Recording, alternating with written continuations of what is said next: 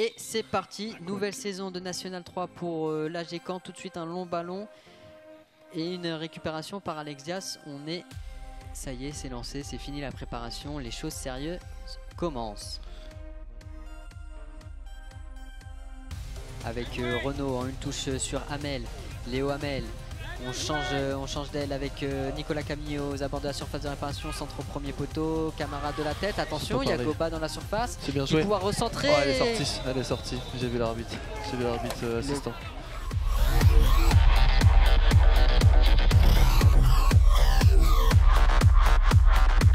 La récupération est canaise avec une frappe pour Ben Renaud, puis Philippe Clément qui a sans doute regardé en replay les matchs de l'AG Caen, les derniers matchs en tout cas, avec attention cette fois de la surface de réparation, l'ouverture du score pour Matteo Mendy.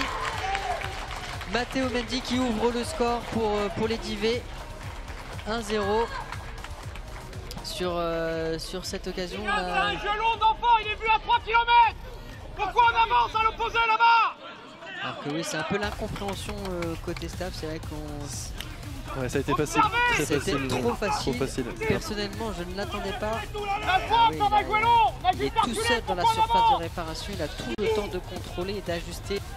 Léo Hamel sur le côté droit.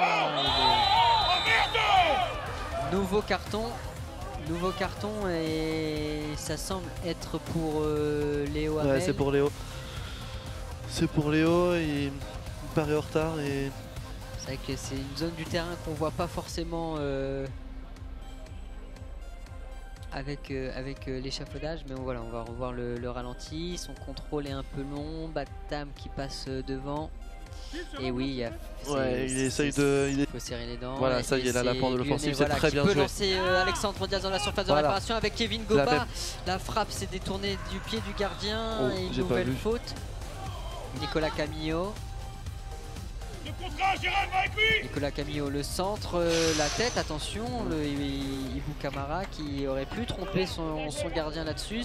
Camillo, le centre, le bon centre pour Ben Renaud justement dans la surface avec Kevin Goba, la frappe et le bel arrêt de Verrier. Oh, c'est pas fini, Goba.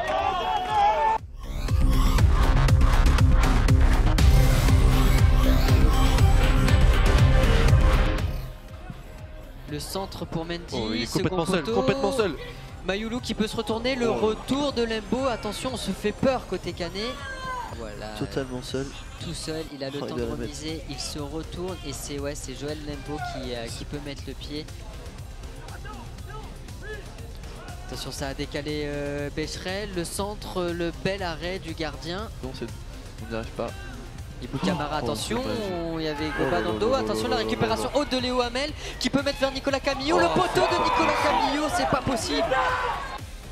Et là on la voit, la première erreur, et là il y a Léo Hamel qui revient dessus. C'est très bien joué, et la passe c'est très lucide d'avoir fait la passe là. Ah c'est dommage, alors Mendy avec là Alex Dias qui est contré, et attention, il a le contre favorable, il passe face à Lembo, attention c'est un 2 contre 1. Mayoulou dans la surface de réparation et le deuxième but pour le SUDIV Cabourg sur ce contre avec Mayoulou buteur, et ça fait 2-0. Ça fait 2-0, même le gardien est monté pour célébrer ce but. Voilà, on a vu le contre favorable. Donc voilà, Mayoulou, le numéro 9 qui double la mise pour le SUDIV Cabourg. Je pense que Diaz peut la donner tranquillement en retrait au tout départ à Joël Lembo.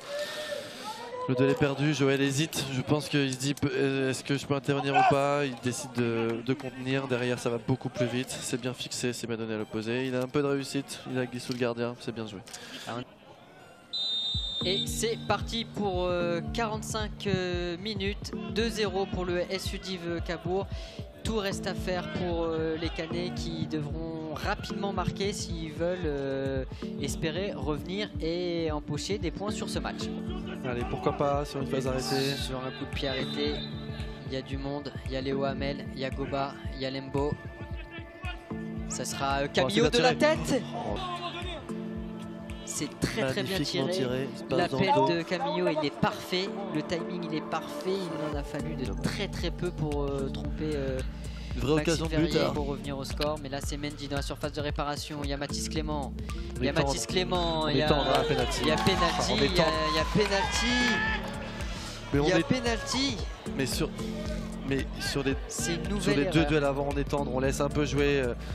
On laisse se retourner, voilà, on laisse se retourner. Là, on n'est pas vraiment strict. Et puis après, il passe devant. Ah oui, la main c'est Guyonnet. C'est Sylvestre. Ouais. C'est Sylvestre Guyonnet qui tend le bras. C'est le mauvais réflexe. Mathis Clément qui s'élance. Et ça fait 3-0. Ça fait 3-0 pour le SU Div Cabourg qui accentue la marque. Et ça fait mal pour les Canets. On voit des têtes basses, on voit ça discute avec l'arbitre, la décision est prise, le but est marqué. C'est cruel, c'est comme ça. Ça va être dur maintenant, on va pas se mentir, ça va être très dur, mais c'est là où on peut avoir aussi le caractère des garçons. Pareil, hein, on l'a dit, il n'y a pas encore vraiment d'enseignement, de conclusion à tirer d'un premier match, que ce soit dans la victoire ou dans la défaite. Alors attention, une bonne occasion, cette frappe de Ben Renaud qui fuit le cadre, c'est dommage. Bien joué en une touche, c'était plutôt bien joué. Hein. Franchement, sur le second ballon, on le voit là.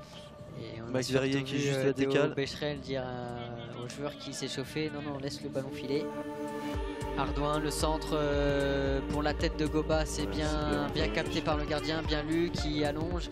Et c'est Mathis Le Serre-Gosselin. Attention avec Mendy dans la surface de réparation qui peut contrôler la bonne sortie du Goagège. C'est Nicolas Camillo avec un penalty pour les Canets. Un penalty pour les Canets avec cette roulette de Maxime Palacio-Rouanel.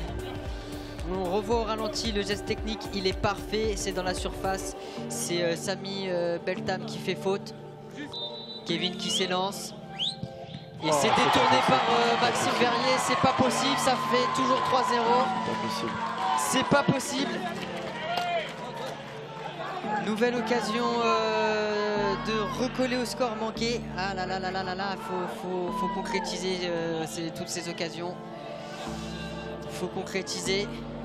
Et ça sera un corner, alors qu'on voit le ralenti. En tout cas, nouvelle faute de Léo Hamel. Et attention, Léo Hamel, on l'a dit, il est déjà averti.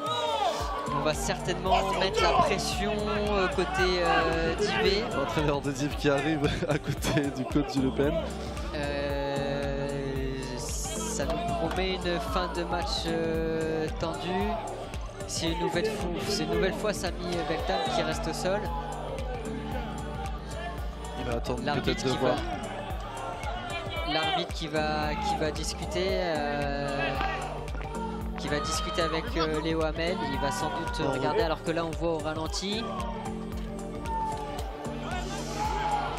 Il est sur le ballon. Il est sur le ballon et c'est l'exclusion de Léo Hamel. C'est l'exclusion de Léo Hamel. Ah là, c'est... Sur le ralenti, effectivement, c'est un attaque engagé, mais on pense le voir sur le ballon, effectivement, c'est ce qu'on voit à première vue. L'arbitre n'a pas décidé comme ça, je pense que c'est l'arbitre assistant qui l'a aiguillé. L'arbitre assistant est bien placé. Pour le coup, très bien placé, mais en tout cas, on le craignait un peu, et les Canets qui vont terminer à 10. On trouve Alexandre Tessier avec Nicolas Suzanne. À l'opposé peut-être. Dimitri Minon.